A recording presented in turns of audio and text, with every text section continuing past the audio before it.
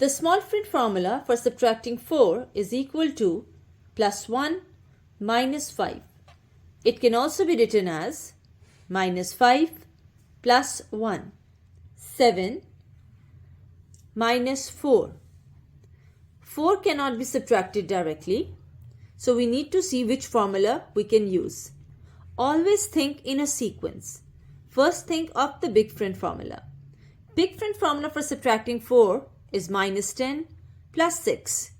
We cannot apply that here since we do not have those beads.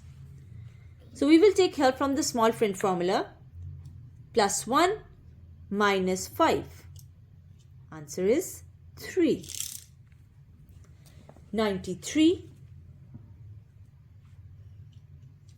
minus 5. 5 cannot be subtracted directly, so we will take help from the big friend formula for subtracting 5. Minus 10 plus 5 minus 4. Now we don't have enough beads to subtract 4 directly.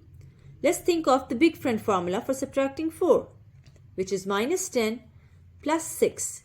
We cannot add 6 because we already have 8 on the ones place. So we cannot use the big friend formula.